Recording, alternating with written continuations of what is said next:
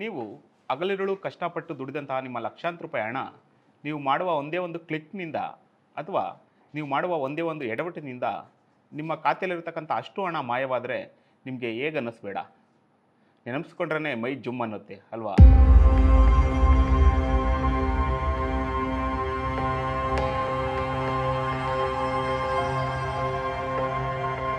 ಆದರೆ ಇದು ಕಲ್ಪನೆಯಲ್ಲ, ಇಂದಿನ ವಾಸ್ತವ ಜಗತ್ತಿನಲ್ಲಿ ಆಗ್ತಾ ಇರತಕ್ಕಂತಹ ನೈಜ ಸಂಗತಿ.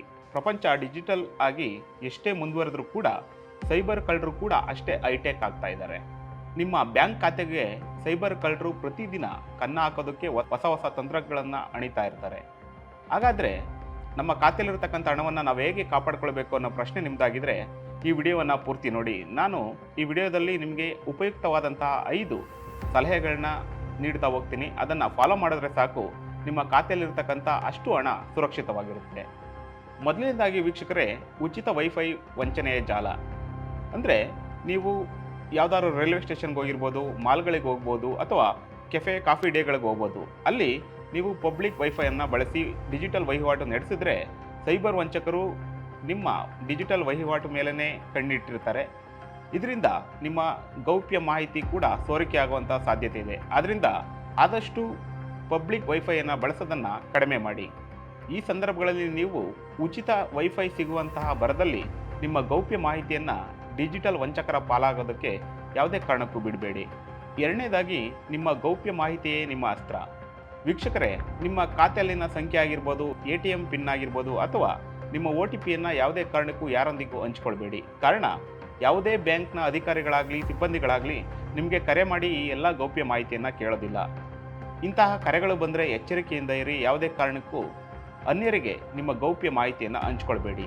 ಇದರಿಂದ ಕೂಡ ಸೈಬರ್ ವಂಚನೆಯಿಂದ ನಾವು ದೂರ ಇರ್ಬೋದು. ಮೂರನೇದಾಗಿ ವೀಕ್ಷಕರೇ, ನೀವು ಎಲ್ಲೇ ಹೋದರೂ ಕೂಡ ನಿಮ್ಮ ಮೊಬೈಲ್ ಅಥವಾ ಲ್ಯಾಪ್ಟಾಪ್ ಮೂಲಕ ನೆಟ್ ಬ್ಯಾಂಕಿಂಗನ್ನು ಮಾಡ್ಬೋದು. ಆ ಪ್ರಕ್ರಿಯೆ ಮುಗಿದ ನಂತರ ಕೇವಲ ಲಾಗೌಟ್ ಮಾಡಿದರೆ ಸಾಲೋದಿಲ್ಲ. ನೀವು ವಹಿವಾಟು ನಡೆಸಿದಂತಹ ಎಲ್ಲ ಬ್ರೌಸಿಂಗ್ ಹಿಸ್ಟರಿಯನ್ನು ಅಳಿಸಾಕಿ.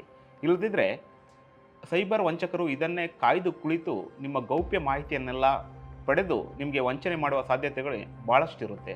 ನಾಲ್ಕನೇದಾಗಿ, ನಿಮಗೆ ಬರ್ತಕ್ಕಂಥ ಆಮಿಷದ ಕರೆಗಳಿಗೆ ಕ್ಯೂಡ್ರಾಗಿ ವರ್ತಿಸಿ. ಅಂದರೆ ನಿಮಗೆ ಯಾವುದೇ ಸಂದರ್ಭದಲ್ಲೂ ಕೂಡ ನಿಮಗೆ ಲಕ್ಕಿ ಡ್ರಾ ಬಂದಿದೆ, ಬಹುಮಾನಗಳು ಬಂದಿದ್ದಾವೆ, ಅಥವಾ ನಿಮ್ಮ ಆಧಾರ್ ಕಾರ್ಡ್ KYC ಮಾಡಿಸ್ಬೇಕು, ಇಲ್ಲದಿದ್ದರೆ ನಿಮ್ಮ ಖಾತೆ ಹ್ಯಾಕ್ ಆಗುತ್ತೆ, ಈ ಥರ ಯಾವುದೇ ಕರೆಗಳು ಬಂದರೆ ತಕ್ಷಣ ಅದರಿಂದ ಎಚ್ಚರವಾಗಿರಿ ಮತ್ತು ಆ ಕರೆಗಳನ್ನು ನಿರ್ಲಕ್ಷ್ಯ ಮಾಡಿ. ಇಲ್ಲದಿದ್ದರೆ ನಿಮ್ಮ ಗೌಪ್ಯ ಮಾಹಿತಿಯೆಲ್ಲ ಸೈಬರ್ ವಂಚಕರ ಪಾಲಾಗುತ್ತೆ. ಅದೇ ರೀತಿಯಾಗಿ ಇಂತಹ ಕರೆಗಳಿಂದ ನಿಮ್ಮ ಖಾಸಗಿಯಾದಂಥ ಮಾಹಿತಿ ಕೂಡ ಸೋರಿಕೆಯಾಗುವಂಥ ಸಾಧ್ಯತೆಗಳು ಭಾಳಷ್ಟಿರುತ್ತವೆ. ಆದ್ದರಿಂದ ವೀಕ್ಷಕರೇ, ಇಂತಹ ಕರೆಗಳಿಂದ ನೀವು ಯಾವಾಗಲೂ ಕೂಡ ಎಚ್ಚರಿಕೆಯಿಂದ ಇರಬೇಕು. ಅದೇ ರೀತಿಯಾಗಿ ಕೊನೆಯ ಬ್ರಹ್ಮಾಸ್ತ್ರ ಅಂದರೆ ಅದು ಸೈಬರ್ ವಿಮೆ ಮಾಡಿಸ್ತಕ್ಕಂಥದ್ದು. ವೀಕ್ಷಕರೇ, ಎಲ್ಲರೂ ಕೂಡ ಆರೋಗ್ಯ ವಿಮೆ ಮಾಡಿಸ್ತಾರೆ ಮತ್ತು ವಾಹನಗಳಿಗೆ ವಿಮೆ ಮಾಡಿಸ್ತಾರೆ. ಅದೇ ರೀತಿಯಾಗಿ ಇಂದಿನ ತುರ್ತು ಅಗತ್ಯ ಅಂದರೆ ಅದು ಸೈಬರ್ ವಿಮೆ ಮಾಡಿಸ್ತಕ್ಕಂಥದ್ದು. ಈ ಒಂದು ಆನ್ಲೈನ್ ಯುಗದಲ್ಲಿ ಸೈಬರ್ ವಿಮೆ ಕೂಡ ಅಷ್ಟೇ ಮುಖ್ಯವಾಗಿರ್ತಕ್ಕಂಥದ್ದು. ಇದೇ ನಮ್ಮ ಇಂದಿನ ವಿಡಿಯೋದಲ್ಲಿನ ಅತಿ ಮುಖ್ಯವಾದಂತಹ ಸಲಹೆ.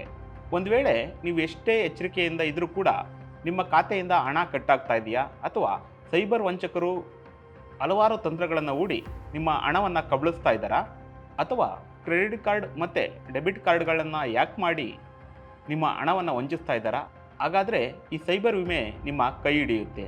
ಕೇವಲ ಹಣವನ್ನಷ್ಟೇ ಅಲ್ಲ, ನಿಮ್ಮ ಕ್ರೆಡಿಟ್ ಕಾರ್ಡ್ಗಳ ನಂಬರ್ಗಳಾಗಿರ್ಬೋದು, ನಿಮ್ಮ ಆರೋಗ್ಯ ವಿಮೆ ಆಗಿರ್ಬೋದು, ಅಥವಾ ನಿಮ್ಮ ವಾಹನಗಳ ಚಾಲನಾ ಪರವಾನಗಿ ಅಂದರೆ ಡ್ರೈವಿಂಗ್ ಲೈಸೆನ್ಸ್ ಡಾಟಾ ಆಗಿರ್ಬೋದು, ಇಂತಹ ಸಣ್ಣ ಸಣ್ಣ ಸೂಕ್ಷ್ಮ ವಿಚಾರಗಳನ್ನು ಕೂಡ ಈ ಒಂದು ಸೈಬರ್ ವಿಮೆ ಕಾಪಾಡ್ತಾ ಹೋಗುತ್ತೆ. ಡ್ರೈವಿಂಗ್ ಲೈಸೆನ್ಸ್ನಂತಹ ನಿಮ್ಮ ಡಾಟಾವನ್ನು ಕಳ್ತನ ಆದರೂ ಕೂಡ ಈ ಒಂದು ವಿಮೆ ನಿಮ್ಮ ಕೈ ಹಿಡಿದು ನಿಮಗೆ ಆಗ್ತಕ್ಕಂಥ ನಷ್ಟವನ್ನು ಭರಿಸುತ್ತದೆ. ಅಷ್ಟೇ ಅಲ್ಲದೆ ವೀಕ್ಷಕರೇ, ನಿಮ್ಮ ಮೇಲೆ ಸೈಬರ್ ದಾಳಿ ಆದಾಗ ಅಥವಾ ನಿಮ್ಮ ಹಣವನ್ನು ಕಳ್ಕೊಂಡಾಗ ನೀವು ಯಾವುದಾದ್ರೂ ಕಂಪ್ಲೇಂಟನ್ನು ಕೊಡಬೇಕು ಅಥವಾ ಕಾನೂನಿನ ಪ್ರಕಾರ ನೀವು ದಾವೆ ಹೂಡಬೇಕು ಅಂದರೂ ಕೂಡ ಸೈಬರ್ ವಿಮೆ ನಿಮ್ಮ ಸಹಾಯಕ್ಕೆ ಬಂದು ಆ ಎಲ್ಲ ಶುಲ್ಕವನ್ನು ಭರಿಸೋದಕ್ಕೂ ಕೂಡ ಸಹಾಯ ಮಾಡುತ್ತೆ. ಮೂರನೇ ವ್ಯಕ್ತಿಯಿಂದ ಕೂಡ ನಿಮ್ಮ ಮೇಲೆ ಸೈಬರ್ ದಾಳಿ ಆದರೆ ಈ ವಿಮೆ ನಿಮ್ಮ ಸಹಾಯಕ್ಕೆ ಬಂದು ನಿಮ್ಮ ರಕ್ಷಾ ಕವಚವಾಗಿ ಕರ್ತವ್ಯ ನಿರ್ವಹಿಸುತ್ತೆ. ವೀಕ್ಷಕರೇ, ಒಟ್ಟಿನಲ್ಲಿ ಜಾಗೃತಿಯೇ ಅತಿ ದೊಡ್ಡ ರಕ್ಷಣೆ ಅಂತ ಹೇಳ್ಬೋದು.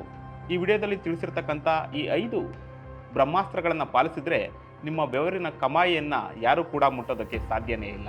ಈ ಒಂದು ಸೈಬರ್ ವಂಚನೆಯ ಕುರಿತಾದಂತಹ ಮಾಹಿತಿ ಎಲ್ಲರಿಗೂ ತಿಳಿಯತಕ್ಕಂಥದ್ದು ಇಂದಿನ ತುರ್ತು ಅಗತ್ಯ.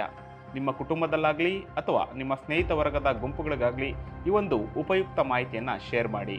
ಇದೇ ರೀತಿಯಾಗಿರ್ತಕ್ಕಂಥ ಇನ್ನಷ್ಟು ಜನೋಪಯೋಗಿ ಸುದ್ದಿಗಳಿಗಾಗಿ ನಮ್ಮ ಚಾನಲನ್ನು ಸಬ್ಸ್ಕ್ರೈಬ್ ಮಾಡಿ. ಹಾಗೆ ಎಲ್ಲರೂ ಕೂಡ ಜಾಗರೂಕರಾಗಿರಿ ಮತ್ತು ಸುರಕ್ಷಿತರಾಗಿರಿ.